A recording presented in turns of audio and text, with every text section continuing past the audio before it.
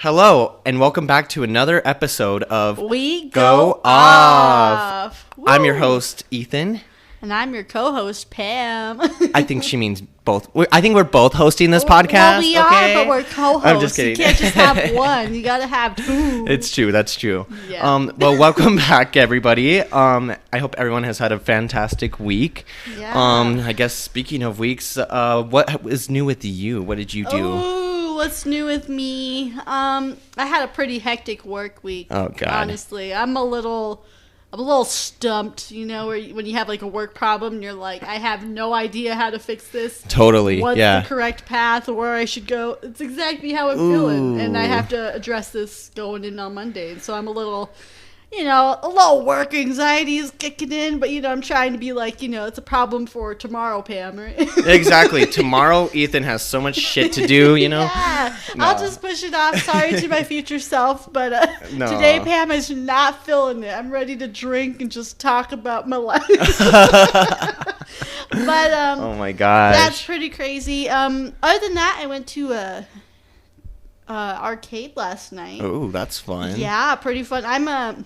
For those of you might not know, but I'm a pretty badass, competitive arcade individual. I'm that person that walks in and is like, I'm gonna play Floppy Bird and I will win that 500,000 ticket prize because I love games. Pam is so dedicated. Like I am. when we've gone to like the casino and stuff like that, I think she's just a very competitive person. She's gonna win. She is. Yeah, casino's different than arcade. I love a good casino, but that's all chance, Yeah. But in arcade, at least there's skill. It's skill, basically. And that's so, like, last night I played this Candy Crush game, Mm-hmm. and I love Candy Crush. I'm on, like, level 4,000 on the game app. It goes up to 4,000? It goes what? higher, man. Anyway, but, I played Candy Crush, and I won that $1,000 prize. Well, dollar. Yeah, if only it was cash. That'd be ideal. No, sorry, 1,000 ticket prize. But hey, it was Hey, fun. you know what? You take it when you can, right? Yeah, exactly. I won that. Anyway, what about you, Ethan? What was your week like? Man. Well, I guess starting out, like, I had gone to this crazy EDM show. It was the headliner was Subtronics. Oh, I saw that. Oh my God. So this show was crazy, right? So the venue that it was held at, it's called Revel ABQ. And so it's this venue that like I had never been to a show at before. I had like tickets to a couple of other shows that were originally supposed to be held at this venue. Okay. But they all got switched somewhere else. And I guess what was happening during that time is they were renovating it and getting it ready for it to be like a concert venue. Oh. So me and you had been there prior to all of this, and it was just like this big open room with like some like kind of field games in there and like kind of some lounging and stuff like that. Yeah, but they had like 2 bars and like a lot of restaurants, but I remember anytime we had gone, it was actually kind of quiet. And yes. I was like, for how large of a space it was, I was like a little nervous. I was like, this place is cool, but like, how are they going to get that revenue? But then, you telling me you had this concert, I was like, that's how they're getting this revenue back. Oh my God. And let me tell you, like, it was one of the best venues I've been to here in Albuquerque because it was like this huge ass venue, like, and it had like this kind of upper level balcony as well that they had like put on. Oh, that's pretty cool. But you could also walk under the balcony and like get your, like, I don't know, it was just a really cool setup that they had there. Yeah. And like this is huge, like honestly. So they say that they could hold up words of a capacity of like 3,000 people in this venue. God. Yeah, it's crazy. Was it's it just that like big room in the back? That it was that big room in the back. That makes sense. I remember when we went, they were like getting set up for a haunted house that had a ton of space. Okay. Yeah, so it was a really cool thing, but the show itself was just absolutely incredible. I had run into a lot of friends that I know there too, and so we just had like a really good time just partying it up throughout the I had to take off the next day because it was a little bit too much fun, you know what I'm saying? Oh. But just drinking, of course, but it was just a really fun show. And like just the lasers and everything that they used. Yeah. It was just so much fun. So I really recommend if anybody hasn't had this type of experience to have it. And I was actually tell Pam this as well. I'm like, we should do this. I haven't gone to a rave or a show yet, and I know it's something that I really need to go to. So I'm trying to work it into this year. It's going to be one of my goals. I'm going to make it to a rave at some point this year. Oh, yes. I really recommend it. But it brought me to another thing that had kind of happened this week. Okay.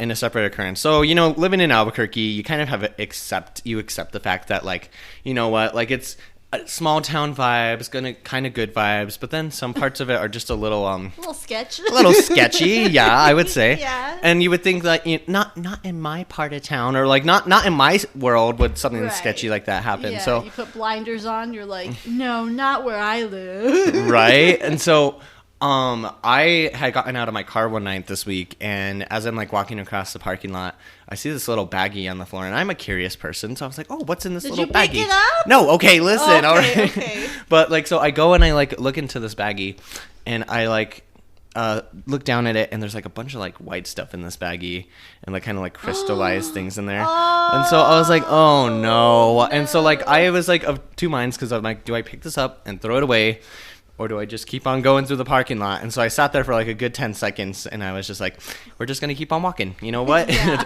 probably wise. Yeah. But the thing is, I had to go grab something from my car like 2 hours later, and this baggie was gone in that time frame. So I'm like, somebody decided that they were going to come back over here, and they're like, my baggie, like my little pink baggie, I need this. And like...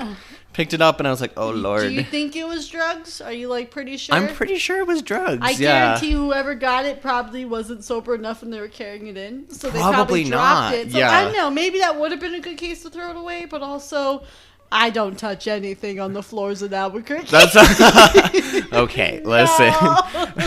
Like, I remember one time, it was kind of weird, but I was about to go over to like a friend's house because they had a hot tub, and I brought a swimsuit with me. But my swimsuit wasn't in my bag. Like, it had just disappeared. What? Like, where the heck did the swimsuit go? So we're, like, looking around the car. It's not there. And so, like, you know, we leave, because it was where I was living at the time. And then we came back. And all of a sudden, there's my swimsuit on the floor. What? But we had looked right where it was placed. It was really creepy. But That's I was like, really creepy. I'm not picking that up. You're like, it is the Earth's swimsuit Basically, now. I'm like, this has been dedicated to the lives in Albuquerque. This just adds to the depth. Adds to the depth of our city. I don't know. You never know. God. I'm just saying. That's why I don't pick up anything off the floor of Albuquerque. You could have just power washed it, you know? I could I'm just have, kidding. but you know, it's one of like my old swimsuits anyway. So You're all, like, oh well. It is que sera, you know? Sheesh. Oh my gosh. But anything else you'd like to add, or no? Anything else we've dropped in recklessly abandoned? Yeah, I know. My poor swimsuit. I did it dirty. I cannot believe it's just like, myself. no, come back. It's Rose in the Titanic. She's just begging for that lifeboat to come back. I don't know. But no, I'm just... This week was good. Kind of. We're just keeping, moving forward. That's kind of how I'm feeling. Just keep pushing forward, put one foot in front of the other. Heck yeah. And just keep walking, even though I don't know what I'm doing. But that's life in your 20s, you know? That is. It really is. Every day, I'm surprised I wake up. You know what I mean? Or is that just me? How do I make it to my job? How do I make it to my job? I'm here? When did this happen? Yeah, literally. I did not sign up for this, but here I am. Exactly. Well, before we get into the episode, we should probably do some housekeeping and classic So housekeeping. we have our Instagram page. Since the season's been going, we've been trying to post there a little bit more frequently. Yes. The handle there is We Go Off Podcast, of course. You can also find it now linked in with the description in the bottom. If you just click onto the link, it'll just automatically take you to the page. So please follow. We'd love to see our followers, and if you're intrigued. And we also like to try to pose questions, like with our last episode about the personalities. We did put that link to the personality test on our story. So, yeah, if you want to take it and let us know what you are, that'd be super cool. So. Yeah, it was actually really cool, too. Yeah, you can also DM us this as well. But we had some people respond, and it was kind of crazy because, like, some of them I know personally and some of them I don't. And, like, kind of seeing the responses that we had gotten, I was like, oh, my God, that's so awesome to, like, kind of, like, see where they are. And then I don't know, like I'm not like stalking people, but Well, like I no. kind of did like a little bit of an investigation, looking through it, like their Yeah, who said Instagram and stuff what? like that, Yeah. and stuff like that, you know. So it was Right. really cool to like kind of get a little bit more connected with you guys. So I really appreciated that. That was super cool, and I also like seeing because I. Since Ethan and I are so similar at some points, our like personality test came back, Yeah. you know, similar but of course different. But seeing everyone else, it was like it really showed the variety of Yes, personalities. it did. And that's what I love to see was like everyone's different, beautiful in their own way. So that was really cool to see. Yes, everybody's beautiful. We love it. We love to love see it. And then I'm sorry for that, guys. But we also, I'm excited to announce that we are now on 9 different platforms. Yes. So your boy decided that he was going to put his ass into gear this Yeah, week. Ethan was a champion. He's like, so we can add ourselves onto this platform and this platform and Yeah. this platform. All I did was just check the confirm email. You Yeah. know? They're like, are you sure you're this person? I'm You're like, yeah, I know this person. That's you know. me. That's me. That's right. No, it's funny. But yeah, so now we're going to just go through the list. You can find us on Spotify, Apple Podcasts, Amazon Podcasts, Anchor Podcasts, Google Podcasts, iHeartRadio, Castbox, Overcast, and Pocket Casts. And Wow. Yeah, I know. I was kind of impressed with us. Like, look at us. Yeah, I'm very impressed. Oh, God, that's a lot of people who You can will hear us, not, you know? Yeah, you will have to find us. You cannot avoid us anymore. You can't. No. You're going to probably see us on a billboard near you here soon. We're I gonna mean, be... depending. Please follow. Oh man, no, but it's a joy, and honestly, you know, it's just nice to like put this out here and just kind of even just talk with your best friend, you know. Like I love it. It's been a great journey. So I agree. It's been so much fun. I But know. as you can tell, we're a little drunk. So what we're are feeling we? a little sentimental. We're just feeling so So- emotional. Yeah. Such a great moment. There's a reason for it though. But it's because what are we drinking, Ethan? We're drinking box wine from my birthday, and mind you, it is beginning 3 of months? February, Yeah. and my birthday was November 4th. So It's been exactly 3 months, and I'm Holy still crap, it surprised is. you haven't finished this one. Well, I I know. will admit, because I remember pulling this out. We drank it like probably 2 months ago, and you were like, "This one's not my favorite." Yeah. So I think that might be why it's been stored in your fridge. Well, and it's funny because roommate Becky and bestie Becky, she doesn't like sweet wines, and so this one's a very sweet Moscato, and so I think that's part of the reason as well, is it's because it's been left up to me and Yeah. whoever I force it upon to drink this. But I enjoy it, and I really do enjoy it, and like thank you for the present for sure. But it's just, I think right now, like just sweet, I can't do sweet Sweet's as not much, working you know. for you? I love sweet wines. That's why I saw it, and I'm like, don't mind if I I do. do. It just helps myself. I know Pam decided the drink for the evening. Let me tell you, I did. I was not picky at all. Give me love some it. wine. It's kind of nice after. It is, you know, a weekend of craziness. for real, you know. I love it. But I have a question for you, my dear. Yeah. Yeah, what is your song of the week? Oh, so my song is actually "Live 2," like the number 2 change by Hotel Apache. So this is I guess it's classified as like California pop. Okay. Hotel Apache is from California, or that's where they're based from.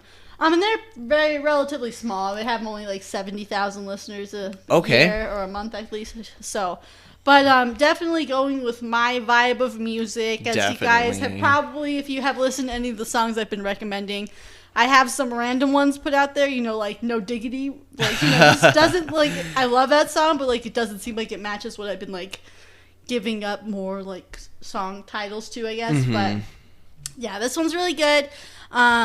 Actually, I think it's kind of a good one that ties into our topic this week. It really does, yeah. So I definitely think that for me, I love this song. So listen in, guys. I think it'll be a great one for you to It is, and it's really great.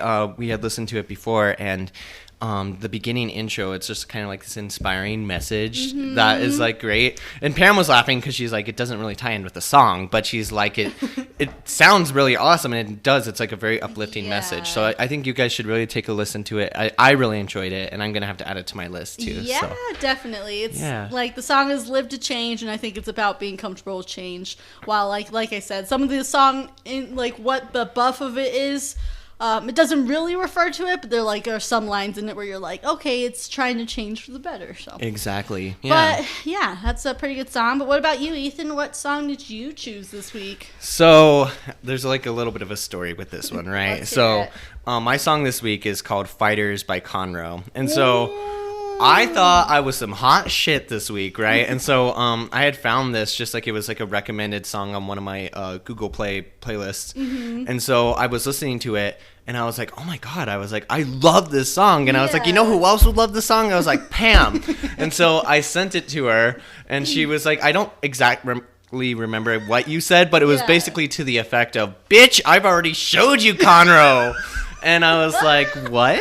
And she's like, I think I've even played this song for you before. No, and I was so like, that one song you sent wasn't the song, but no, yeah, I definitely have shown you Conroe. But I thought it was cute. Oh, I'm You're sorry. like, no, you're good. It's one of those things like, you can tell someone about it, but until you find the song that like works for you, you're not gonna really vibe until you're like, this is my jam. Yeah. But yeah, no, I love Conroe. But this song, let me tell you, it just takes you on a sonic journey of like, I just enjoy this song so much. Like, I don't know, it's a very uplifting song. So again, like last week I had like a song, Free Soul, kind of an uplifting song. And this one is like kind of within that same vein because it's kind of like, we're all going through adversity and we're going through strife and struggle, but we're the fighters, we're the ones who come out on top, like we're the ones who like make it through this life. And it's just a very inspiring beat behind it as well. So I've been like recommending this song left and right. Like all my friends, I'm all boop, boop, boop. He's such a blast. Text, everyone listen to the song. Yeah, so I was like, I have to talk about it this week. But so good. a little bit of investigating, and me and Pam were talking before we had started recording. So Conroe was featured on this recording. Oh, what would you say? Recording like collective? Yeah, it's like a platform. It's kind of like a techno dubstep platform. It's called Monster Cat. And if any of you have heard of it, you know exactly what we're talking about. Yeah. But, it's this platform where basically this like company searches for songs like by various artists that kind of fit like their theme for that month that they're releasing. Yes. So it's kind of like one of those platforms where it shares other artists' music and makes it larger and easier to expose yourself to like a larger audience. Yeah, it's super cool. And so, over the years, there's been so many artists that I have found on here that I have like adored. And then you see them branch off into like these other like now big name artists. There's like one that I think of like Quinn XCII. Oh, yes. He actually had started on this collective and like there's just like different artists that like start off on these like small platforms, but it gives them that big avenue where they can actually jump. Or that song Faded. Do you remember I'm Faded or whatever? That one actually started, I think, on either like Monster Cat or something of a similar capacity. So I always like to shout out these types of guys because you can find so much new music on here. Exactly. And I found this one like recommended, but then like when we saw the origins and it had come from Monster Cat, it was just a very nostalgic thing. But also just like I recommend like looking into Monster Cat, especially if you're into kind of techno electronic music, because it will open up your expanses so much for new music. So I agree, definitely. And it's also something you can even find on like YouTube for free. Oh, for sure. They have like Monster Cats, like it's depending on the size of the video you're looking at, but like they'll have an hour Monster Cat lineup and they'll show you like what songs are at certain timestamp points. And I mean, honestly, I listened to Monster Cat when I was like 15. Like I still listen to it every now and then, But that was always super fun for me. Was to like I'm studying or doing homework, I'd put on a Monster Cat like YouTube video and it would just play all the songs I had like in that certain collection. Yes. So good. So definitely recommend Monster Cat. You will find some banger songs. Oh, great. Yeah, I think.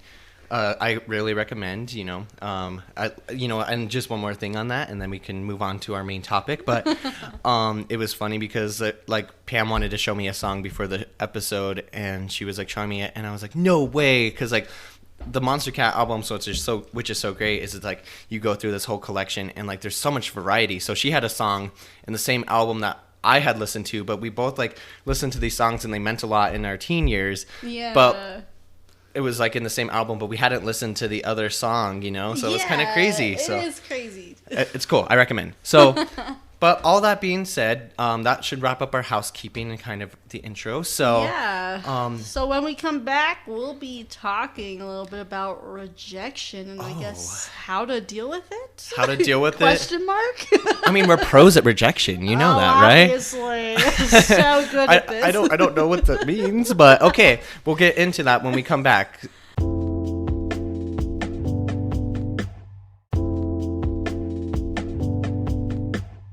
Welcome back.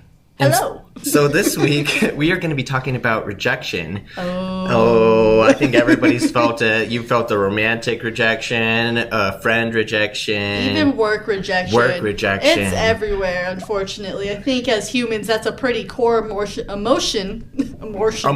core emotion that we have to deal with every day. It really is. You know, I think what kind of had gotten this topic on my mind is I was actually watching the Kelly Clarkson show of all things. She's an amazing person, by the way. I just love kind of the way she approaches it. But one of the segments that she had was that she had this person come on and they were pretty much their groom did not show up to the day of the wedding. I think I saw that. Did you? So did she like continue on having her wedding party? Yeah. So she did. So literally, you know, she finds out about this about an hour and a half before the wedding, right? After she's all dolled up, right? She's in her wedding dress. She's had her makeup and hair done. She's basically just waiting for the groom to show up. Yes, exactly. So she hears from the father of the groom being like, so, you know, he's not going to show up. It's not going to work for you.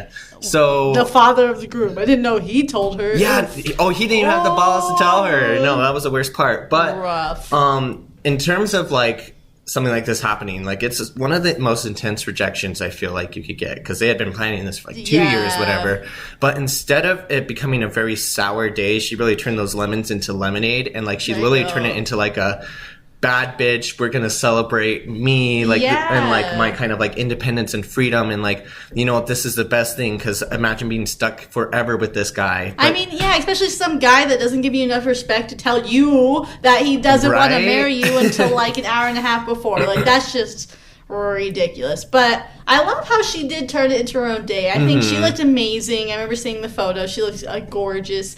And her, like, of course, you know, with the speeches, the like bridesmaids were like, he never deserved you anyway. He was trash. And then you know, after that they kept dancing. And I mean, I think that was really wise on her part too, because like the money you spend on a wedding alone, like, my gosh, I just think that's such a slap in the face for him to pull out. Right? Like, unbelievable. So, and it's a bad kind of pull out, folks. Let me tell you. Ooh.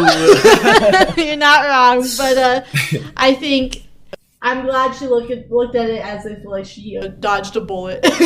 Well, she because that's a pretty hard bullet to dodge, even though it was in front of like all your family and friends. At least everyone's on your side at that point, right? Oh, for sure, yeah.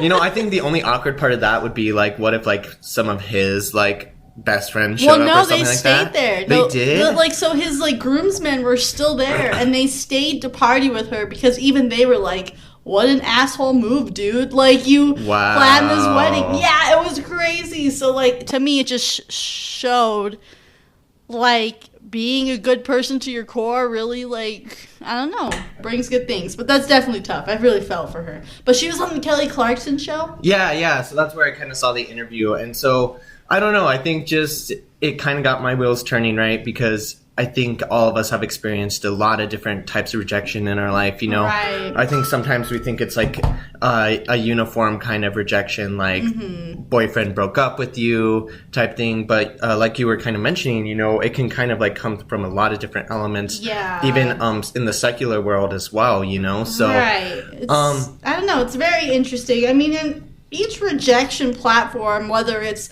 emotional, mental, like it, even like physical or work wise, like it's tough, and I think every person deals with it in their own way. It's just rejection's not fun. Oh, rejection is so not fun, you know? I think so for myself, like even like in the kind of romantic realm right now, I've been single for a while now, probably almost a year since I've been in like a committed relationship. He's single, ready to mingle, folks. You hear that here first, folks. My Instagram is Ethan X Torres. No, just a little plug. Just a slight plug.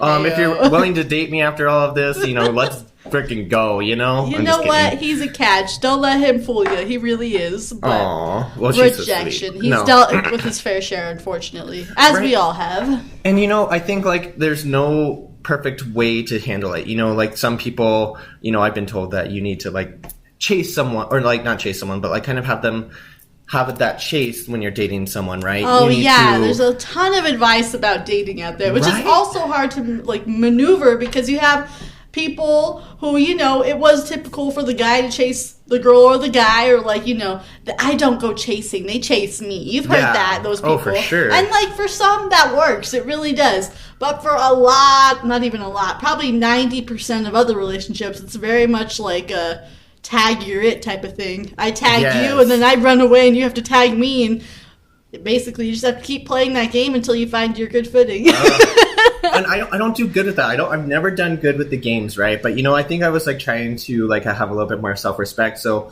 recently there had been someone that I was talking to, and like, you know, I was like taking things really slow, like, you know, in terms of like intimacy and just even physical affection, still letting him know that I was interested, but not trying to rush anything. And you know, even at that kind of slow roll pace, when things did finally transpire, it was like as soon as the physical intimacy happened, they departed. They just evaporated like a ghost. Oh my gosh, so like, that the main portion happened and that was it? Yeah. That was all they were in it for? Well, that's what it kind of seems like, right? But what really man. sucks is that I had like invested some time with this person. Like I was actually getting to know them. Like we had gone like quite a few dates, like without like any physical intimacy. And I was like, okay, I'm doing the game right. Like, you know what? I'm going to hurt myself, or like kind of like fend myself from rejection. Obviously anybody's mind can change at any given time. And I'm not trying to discredit or bash that person, but I think it was just crazy because I think in my head I was like, you know what? I'm always told, like, you follow other people's advice. You're like, oh, this is the key to not be rejected. But guess what? Like, you know, it could still happen to anybody at any given time. I mean, you know, and you were led on. There is no key to not being rejected. There is no one answer fits all type of thing. Oh, for sure. But I will admit that's kind of. That's an asshole. Why did he just leave you after having physical intimacy? Sorry, if you're listening, that's an asshole move. Because that's just not cool. I feel like, especially for you now, you've talked about how that's like our very vulnerable part of ourselves. And so when we let you in that way, it means like, you know, we trust you enough to show you our vulnerable side. And for him just to be like, thanks for that, have a good one. And just like walk out. And just walk out. Whoa! And so uncool. Yeah. I mean, but I haven't had, I would say, rejection in, like, to that core per se, but I've definitely had rejection, like, with, it always when I was, like, a teenager, that, like, oh, I have a crush on that one guy, you know, I'm really into him, and you think he's into you, you could, you know, you're seeing all the signs, like, he looks at you, he winks at you in class, you know, these things like that, and you're like, oh, he's totally into me, he's gonna ask me to this dance or whatever, right? And that was one of the main rejections I had. That was like one of the first ones. It was like 8th grade. There's this guy I was into, and it seemed like he was into me. He was so flirty, and I was like, yeah, this is totally happening. This is great. And then, you know, I'm like, he's gonna have this cute, like, you know, what you call it, proposal, but like for this middle school dance. I was like, he's gonna ask me. No, I saw him ask this other girl in class, and I was with him, so it was just like a slap in the face. But, I mean, you're right. I can't fault him. He has his own feelings and his own thoughts. And it was just me, like, leading into what he was showing, thinking that he was obviously into me, but rejection hit hard. No, it does, right? Especially in those kind of moments where, like, kind of what you said, like, maybe you got your hopes up, or maybe you felt like a certain way. Perhaps they even, like, had kind of, like, hinted at something like, oh, like, if I was to ask a girl, like, how would you want a guy to ask you out, you know? Literally what was said to me, so I thought, like, oh, yeah, he's about to he's ask talking me to out. me. Yeah. And no, I was just giving him advice for this other girl. He gave some damn good advice. I must have. She did say yes, so winning. Winning. No, it's hard though, right? You know, and I'm not going to try to like be like saying that I'm the master of like with the rejection, because obviously like there's been situations that, you know, my feelings did not necessarily align with the person that I was talking to or engaged with, and you know, I understand like rejection is like one of those like really hard emotions, because how do you share with someone that, hey, maybe the vibe vibe that you're feeling is not the vibe I'm feeling. And that could even be like in a friendship capacity or like we were saying in a work capacity, you know, like there has been times where with friends, like I have, it's sometimes hard to like manage, especially adult friendships. I feel like sometimes because, you know, I feel like I can be friends with a lot of people, but sometimes those kind of personalities clash sometimes. And so I don't know how to tell someone like, hey, I love you, but you know, how do you let someone down gently in a capacity? Well, see, and now you're adding a whole different layer to rejection. It's like, because we've all been rejected,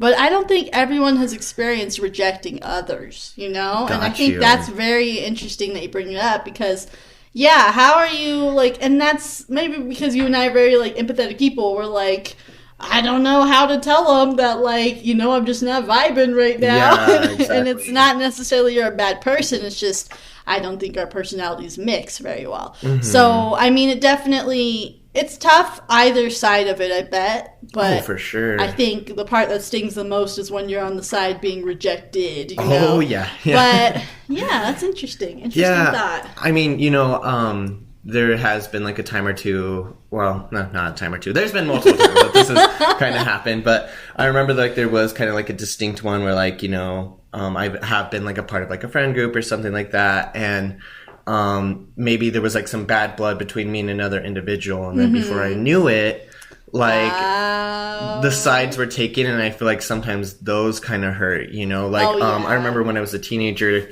that had happened, like when I was a part of this group of friends, and like there was a little bit of a tiff that happened, and I guess it was easier to sever ties with me than to make people decide. Not that I'm ever going to put people in a capacity where they have to decide me versus them, but in this specific example, the case is that it was easier to cut the fat away of me than to try to you know address that whole thing. I mean, and I feel that, you know, I've never been one to like people making me choose sides, if that makes sense. I'm very much an open, you know, because I'm friends with this person doesn't mean I'm forcing you to be friends with them. Yeah. And that doesn't also mean that you have the ability to decide who I'm friends with. Exactly. I've never liked that. I've been burnt in the past by people, you know, basically rejecting the people I know because they're like, X, Y, and Z has happened, right? And it's like, that's also a form of rejection, but to me,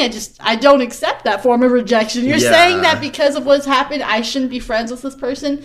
Yeah, there's, of course, you know, circumstances that makes sense. You wouldn't want to be friends with this person if something happened like that, you know? Yeah. But for the most part, it was over, like, just petty shit. It's like, she wore the same dress I wore, and I just cannot believe you wanted to be friends with her, too. And it's like, okay, that was obviously a really big jump on your part to think that indicated that they're a bad person, you know? For sure. And, you know, that kind of brings up, like, a kind of connected point that I kind of think about. So, you know, I remember I had to discuss this in therapy because I realized it was wrong of me to kind of do. But I had broken up with a boyfriend one time, and my best friend, I pulled what I say the one-time card in our friendship, but I basically told her that she could not talk to him anymore. Like, she had to sever ties with this person. And, you know, I told my therapist that I had, you know, asked my friend to do that, and she kind of whipped me into shape and was like, what the fuck are you doing? Like, you don't tell people that. Like, you know, they have to make that decision on their own. If they don't want to be friends with your ex, that's on them. But you can only control your friendship with this person. And if they choose to be friends with that person, then you have to kind of like sit and look at your friendship and think, is this really going to be a friendship that I want? You know, like, are they endorsing my values? You know, and at that point, it's more of like it's more about your relationship with that person now. It's about the boundaries you set. Like, and this is something... I have friends that, you know, my other friends are like, I will never see these people again in my life. They've, like, cut them out, right? And that's just one of those things, like, boundary-wise, you talk with your friend, just say, all right, I respect that. You don't want to hear about this person. You don't want to see this person. I will never put you in the spot to have to see or hear from this person. So, like, that's also kind of just being aware within yourself.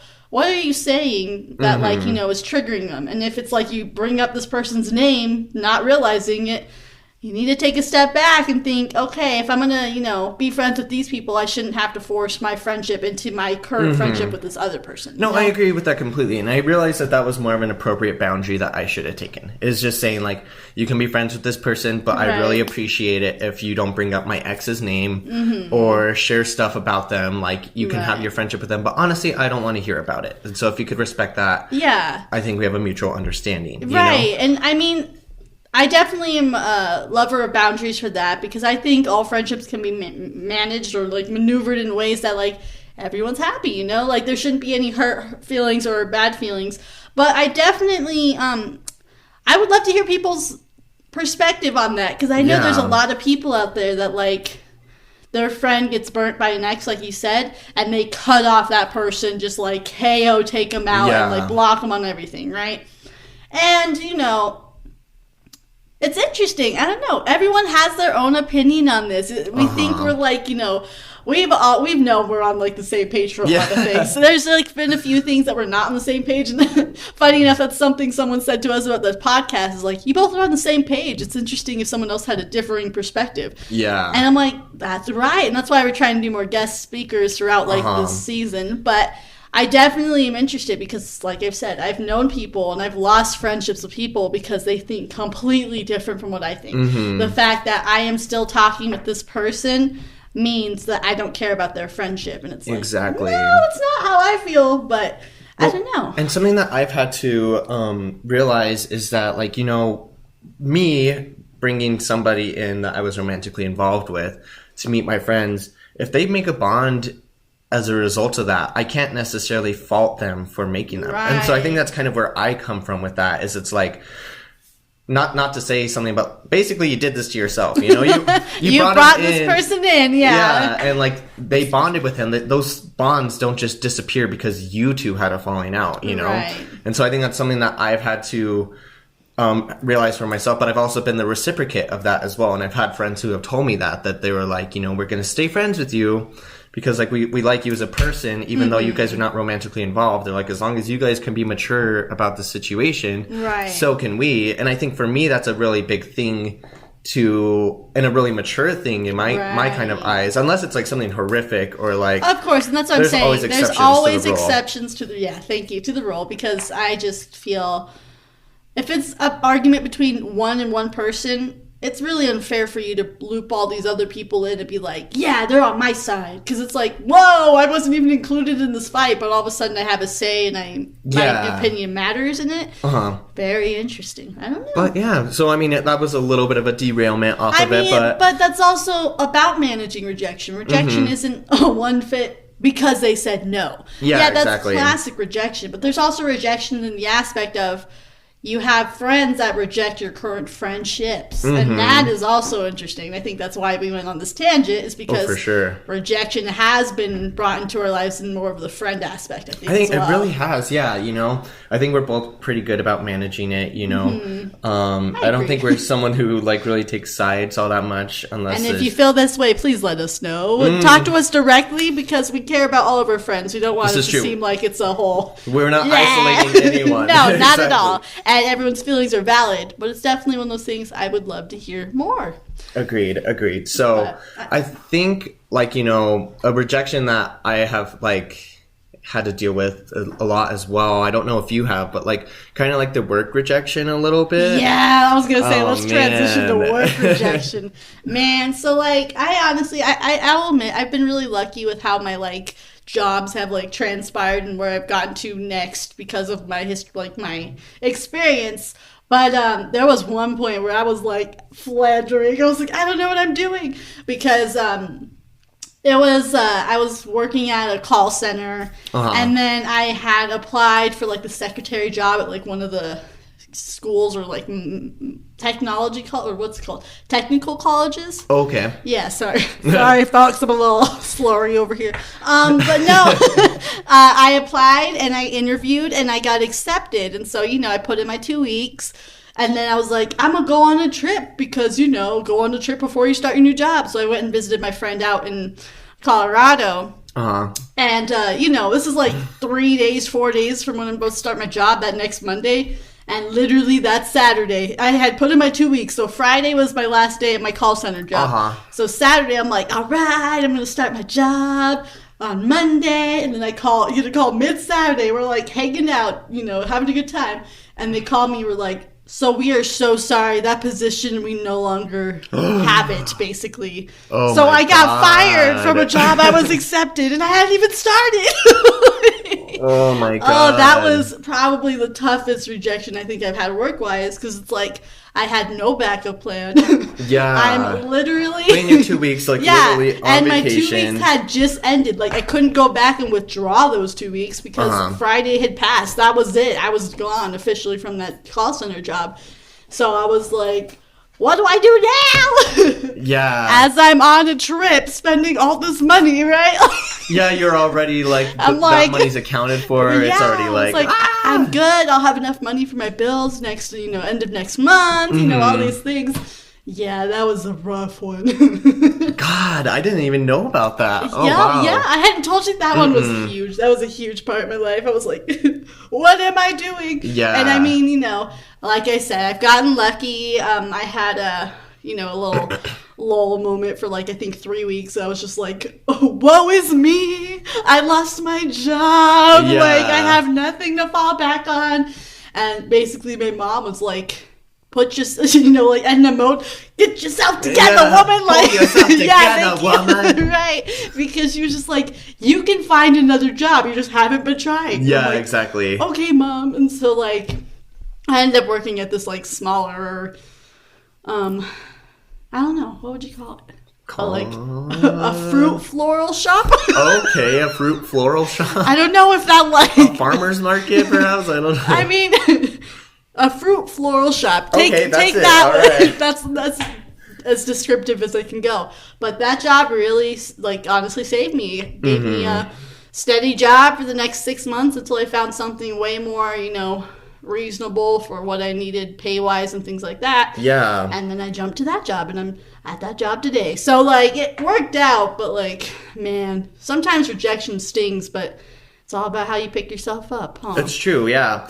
And I think, the work rejection, it kind of, I don't know, sometimes I feel like I have, this kind of intimidation factor a little bit where, I get scared to maybe pursue something higher because I'm afraid of the feedback that I'm going to get a little bit. I don't want it to turn into a performance review, and maybe it's maybe I have a little bit of insecurity about my performance at my job, perhaps, or that I could probably be doing more, perhaps, or something like that. Could be. I don't know. It might be also a pride thing. We're very prideful individuals, and we take pride in what we do in our job. I think, especially for you and I, something we take pride in.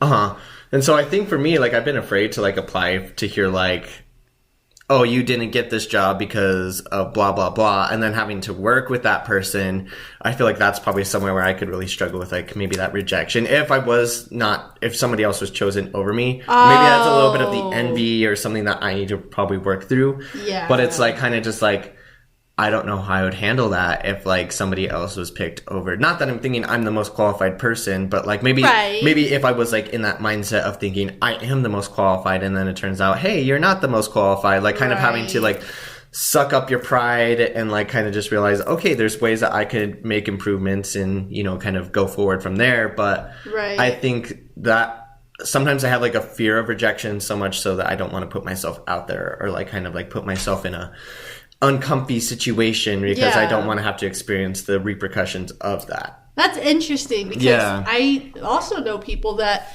is the biggest thing holding them back from applying for a job, step up or a different job, is because they're what if I don't get it? And it's well, what if you don't?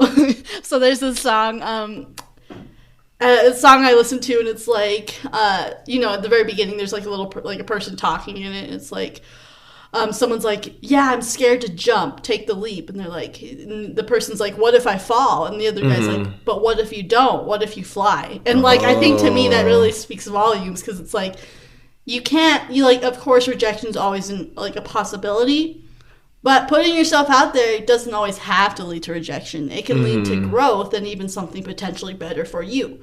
That's a really good point. As much as you have to suck up your feelings, because that's gonna happen.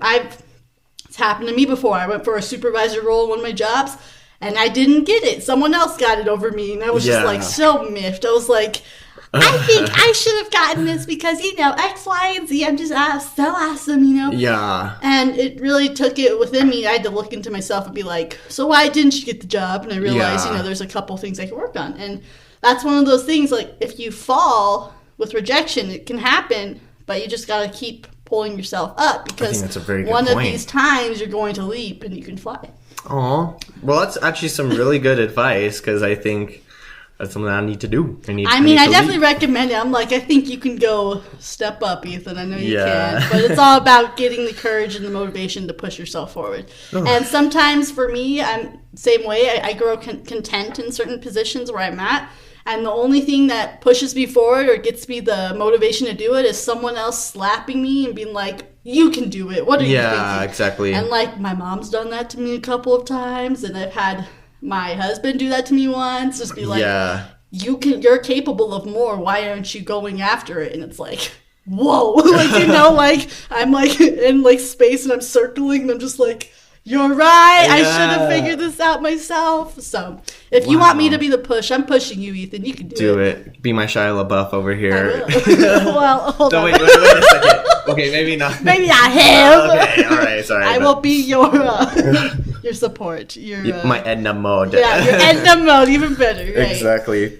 But I think it's good. It's good to kind of give yourself that pep talk, and thank you for kind of saying that. I think that gives me some advice, and hopefully we can impart some wisdom to you guys as well. Like in terms of like handling rejection, there's no one clear cut way to handle it, and I think feelings of kind of anger or being upset or taking a moment to process the rejection that you are feeling is all healthy and normal, 100%. As long as it's not dragging you down further, but as well as like you're also respecting that the person who made this decision, whether it's that an they employer, have the right to choose. a friend, a lover, like they had a right to choose. And I think one of the worst things you could do is probably bombard this person or like try to like find a way around the rejection, or I think just sometimes moving on and just kind of like working on yourself and focusing on yourself, it could sometimes be the best avenue of growth in these capacities. I agree. So I think that's something that I would want to impart as well, because it's something I have had to do myself, I've had to suck it up and realize, what? It ran its course and it's time to move on and move through this, Yeah, so exactly. It's tough. It's always tough. And I don't want people beating themselves up because you have, like you said, those natural emotions of anger, like fear, things like that. Because that is really normal and healthy. You're right. Like, if it's healthy to react. Actually, something I heard this week was like, being human means you have healthy emotions. And that means that if something happens, you do react. Yes. If you don't react, something's wrong. Like that there's something there. Like, and I'm not saying it has to be an instant reaction, but you're going to react over your course of how you grieve or things like that. But if you're not reacting, I definitely recommend you see someone, because that could be something else, Well, and it's kind of funny. I don't know what kind of brought this up, but I had seen this meme on Instagram the other day, and it was talking about like when you break up with like a toxic person after like 2 years, and it's like the person's like celebrating, like she's feeling all liberated, and it's like when somebody stops talking to you after like 3 dates and like the person's like crushed, like throwing themselves over to the side.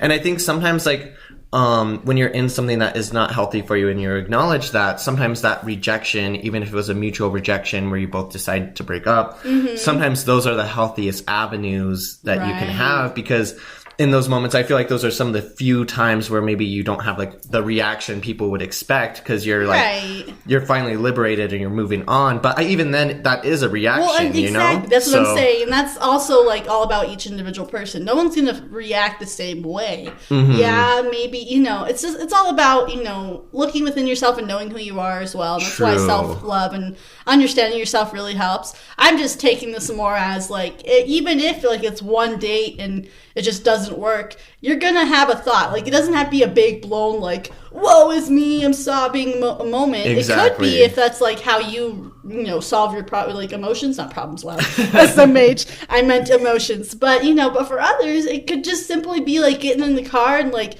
taking a deep breath and be like, well, that sucked. This is just not the one for me. And then moving on. But, like, you had that reaction. It's true. And when you don't have those reactions, or you're reacting because you think someone else expects you to react this way, that's where it's like, maybe you should really look into who you are. And that's true. That's fair. That's a very good... And I appreciate you expanding that as well. Yeah, I'm not saying that, like, if you don't cry, something's wrong. No. Hold up. Wait a second. That is not true. I mean, I'm definitely a crier, and that's how I react at points. And so that's just me being narrow-minded. But I definitely also know that other people react entirely different ways. And a lot of people like to be strong on the outside, but, like, losing it on the inside. They don't want people to see that except for themselves. And if that's how you heal and that's how you grieve, go for it. But, like, it's true. I just want people to know you have reactions healthy, and as long as, like what you said, as long as you don't bombard or hurt or, like, go after the other person who rejected or did this to you, then I think you're fine, you know? Exactly. I agree, you know, and, you know, some of us were taught to cry on the inside like a winner, and some of us... like a winner, like a winner. No, okay. No, I'm just kidding. I am so much a crier, and I think it's so healthy to cry. I'm like, so I'm a loser because I cry on the outside. I'm just kidding. You either keep it in or no. keep it in and shut up, or not at all. I do both, okay? No.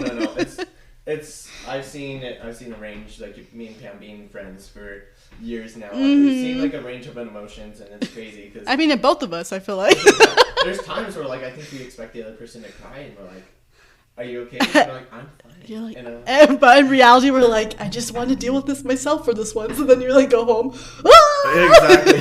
Right. Get in the car, you throw on that song, you're just all basically. Yeah. So. Or even just sit in bed numb, whatever it is. Yeah, exactly. Whatever it takes. But, you know, we appreciate you guys joining us here on this discussion here about rejection. Any final thoughts on it before we close it out? No, I mean, I'm sorry if you're currently dealing with rejection. It's not fun, but keep moving forward because you're a rock star. Move along. Keep it going, and you'll find something, I'm hoping, better on the other side. So. Exactly. They say the grass is always greener on the other side. Yeah. But maybe not that expression, but, you know, when one door opens when another door closes, you know? Right, so just because there's an issue or maybe there's a snag in it and you're rejected in some capacity, it just means that there's going to be something else that's going to be out there that maybe fits you even a little bit better than what you think you wanted from this relationship or this situation. Work job or whatever, or from, you know, even just with your family. There's a lot of things. Exactly. So.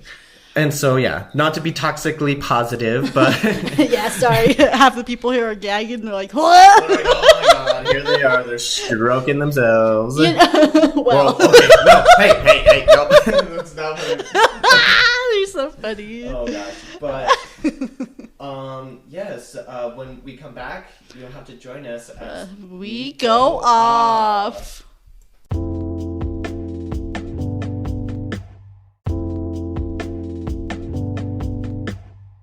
Welcome back. Oh, man. So how did you feel about that last segment, huh? Yeah. Well, I mean, I just think that, like, rejection, like we've probably already said, is really hard to deal with, but it definitely kind of, like, how you deal with rejection is how well you, like, can move forward and, like, grow yourself from it. Yeah. So, like, that's definitely something I took away from this episode, was that while rejection sucks, it's absolutely a normal part of life, and it's something that we can use it to make ourselves grow even further and to, you know, take those chances, because even though it might be rejection, you know, I think you had mentioned it, when one door closes, another door opens. Yes. And so I think definitely that's such a powerful statement and something I like to do when I'm rejected. I like to move forward and see what other avenues there are. You have to. Yes, it's true. And so, no, I totally agree with that. Something that I had failed to mention in the main segment, it actually had reminded me a movie that we had watched recently, Everything, Everywhere, All at Once. Yes. And so there's a part in which one of the antagonists in the film, she tells the protagonist in this, she says, you know, all of your rejections, all your disappointments, all your failures led to this moment. And I think, honestly, it is, right? Like, I mean, it's a part of the movie where I get really choked up and stuff like that. But I think it really does kind of encapsulate what we're saying, too, is it's like for everything thing that stumbles you or something that's hard, such as rejection, it is just another avenue for you to move on to another life path or onto another journey. Right. So I think, you know, you got to be in the uncomfy parts of rejection, but it can also lead it to some growth, and, you know, what doesn't kill you makes you stronger, you know. Preach, Kelly Yeah. Clarkson. Oh, thank you. Oh my gosh. No, but that movie, Everything Everywhere All at Once. Yeah. Say it right. Oh, you did. All right. All right. But no, that movie was super powerful because it kind of just showed, like, you know, the whole point of the multiverse is that any decision you make different, a different universe is created. You know? Exactly. And so, like, that kind of just speaks to me, too, is like, you know, while my decisions have varied, like you said, everything in this one path, this one universe has led me to where I am now. So, I mean, okay, but also, side fact, a little side question. Do you believe in the multiverse? Ooh, I don't know if it's hard to say, right? Because, like, I feel like there's, like, experiences and stuff that you kind of have that it feels kind of like, okay, there could be, like, a multiverse like kind deja of thing. vu, Yeah, right? exactly. Yeah. But it's like, it doesn't feel like, it feels like the same, but not the same. Like, it's just like, there's a familiarity to it. So it's like, in some notes, I'm like, does that mean that there are, like, different universes where Ethan made X decision instead of Y decision, you know, and stuff like that, you know? So I don't know. I go back and forth with it, honestly. It's intriguing. So, I mean, I don't know. Every rejection you get, you could be creating a separate lifeline or lifetime. Exactly. Or, you know, you were accepted, and who knows? So think about that the next time you ghost someone, okay?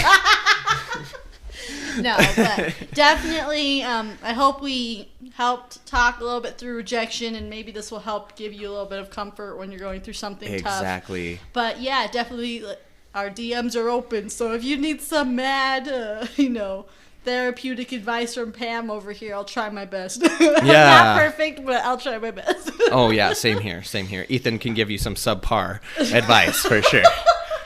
No, I think it's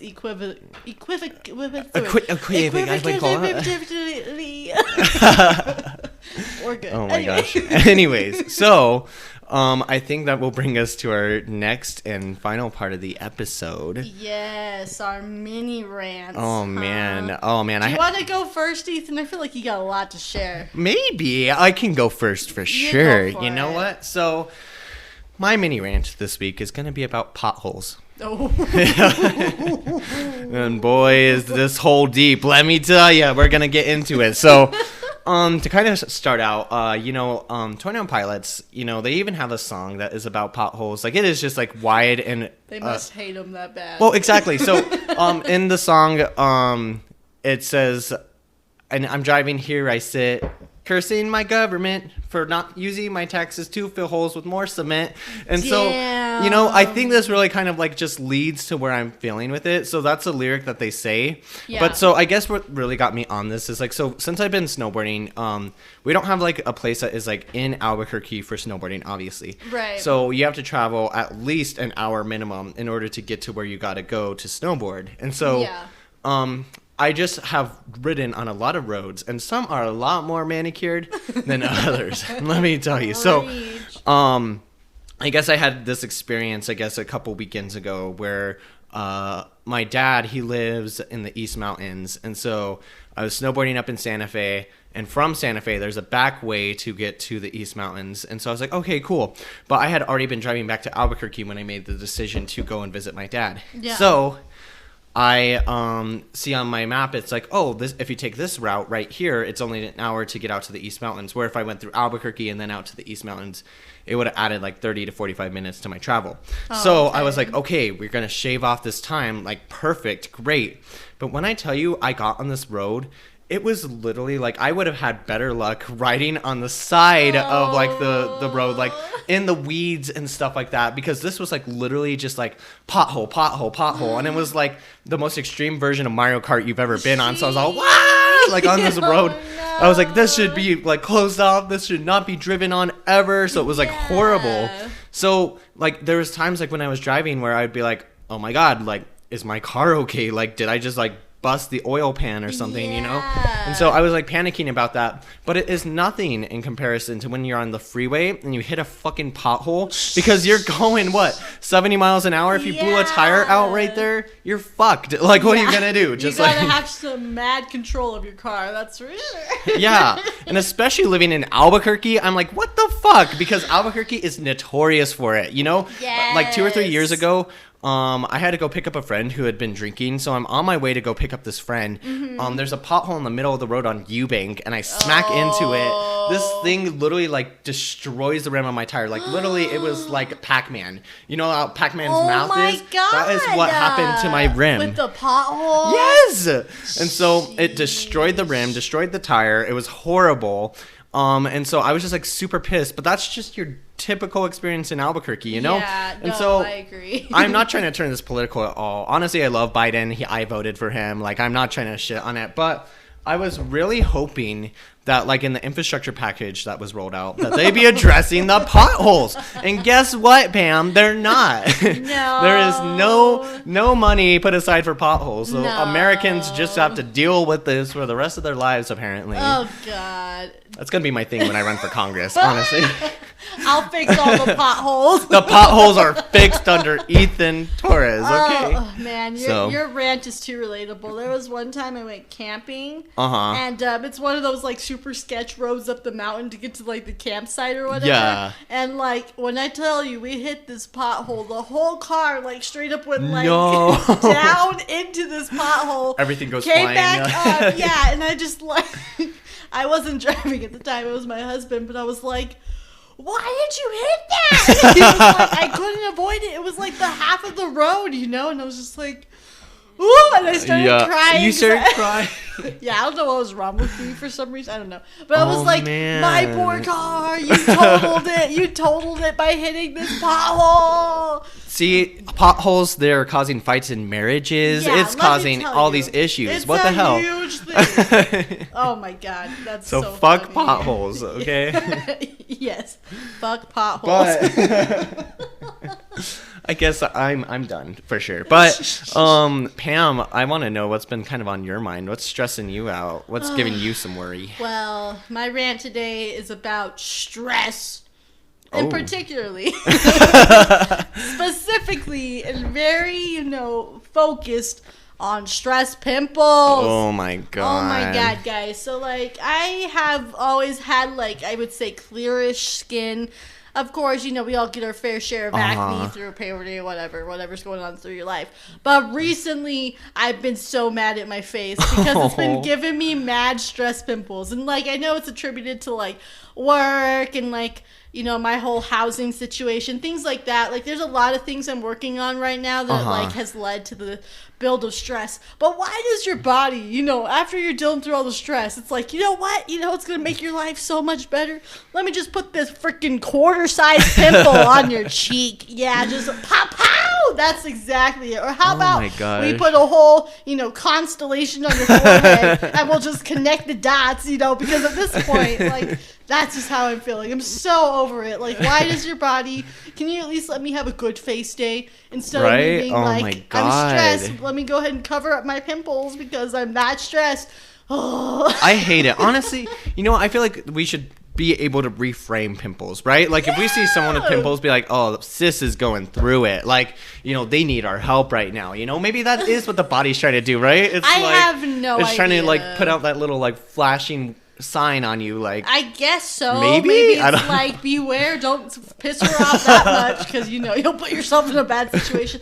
I don't know. I'm just over it because it's like, why? And it's always, for me, it's in, like, the most annoying spots. Like, you cannot hide these pimples, Yeah. I've had one on, like, the tip of my nose, and I'm like, who the fuck thought that was the best spot for Rudolph this? the red Yeah, nose. straight up. No, I'm not lying. That's just how I felt. I'm like, why? And it's, like, always a big, round one just showing its face. I don't know. I guess maybe we should give pimples some love. No, it's a fucking lie. Let's not do it. Where is the love, Pam? I mean, no, I just, I'm just just get so kidding. annoying. Why? why are you all over my face? I swear I wash my face morning and night, but you're still there. I know. And what sucks about acne especially is it's like there's no like set thing to fix it, right? Right. Like there's no one fix all method. They're like, oh, you have pimples right here. You need to eat better, or like, which is kind of cool. I guess like your body can give you responses, but also that's not how it is for a lot of people. Right? Whatever Exactly. you eat doesn't you could be the healthiest eater and you'll still have pimples popping up on your face. Right. I don't know. I just almost feel like, you can have the best skincare routine, the best eating routine, and all these things, and you will still have a nasty stretch pimple pop up when you're going through it. It's going to be in the middle of your forehead, like just everywhere. Anyway, that's my rant. So relatable. I'm so sorry. Relatable, but also superficial. So sorry for you guys who are like, okay, big deal, Pam. You know what? It's a big deal at the moment. You know what? Yes, this is the moment. You can drown in an inch of water or in a 10-foot swimming pool. You know. And right now, I'm choosing the inch of water. Yes, yes, I am. But no, in the best way, honestly. Okay, but so annoying. But thank you guys so much for joining us this week. I had a lot of fun talking about this. I feel like throughout the whole episode, like there's just a lot of catharticism of like letting go Yes. of like rejection or feelings that we probably are harboring for a little bit. So, on that kind of note, you can keep in touch with us when we're going off on social media. Yes. And again, that is at We Go Off Podcast. I really would like to say that if you do leave us a like and review, we really do appreciate it, because when you do that, it does give us more exposure, and it does allow us to kind of bubble to the top when it comes to recommendations and stuff. Even when you look up We Go Off. Yeah, and it's also nice to see that like we do have listeners that are listening and enjoy what we're bringing out to share. Well, that's that even more so. Yes, I'm sorry. Yes. Yeah. Well, no. Also, I agree. Like as much as it's like we're not like hoping this goes viral, but if it does, that'd be cool. But it's also one of those things that we just like to hear what you guys think, and it's even nice if to hear it's input. like, input, or even if you have like a topic, you're like, please address, I don't know. I can't even think of topics. So yeah, please give us help on that as well. yeah, please. And if you guys ever have any topics you want us to talk about, please send them messages, because we have like our little list that we go off of and stuff like that. But it's cool because we talk to people and we get recommendations from everyone. Right. And it's like, oh my God, I didn't even think to talk about that. So please let us know. This one is actually a recommended one. Today we had gotten it when we were at a brewery, so I forget who said it, but somebody had given us this recommendation. So yeah. Anyways. Also our DMs are open, as we've mentioned, so feel free if you want to be a special guest in one of these episodes. We're more than happy to set up a time to get you on here for our main talk of our topic. Please. Because we want to kind of share, if you've always been interested in, talking in a podcast, but you haven't, ever gone out and like started one, if you just want to start by, joining our podcast for the day, for that episode, just to talk about a certain topic of your choosing, we'd love to have you. So definitely let us know if you're interested in that. We'll definitely take care of you too. We'll get you a nice little massage. Massage. Well, maybe not. Okay. She's like, where the fuck is my massage? More like, you let me know what you want to drink, and I'll be like, sure, I got you. No, for sure, yeah. We'll make you feel comfortable. It's just like talking with two friends, Yeah, exactly. So, anyways, I think that will wrap up everything. You'll have to join us next week because what will we be doing, Pam? We will be going off. Bye. Bye.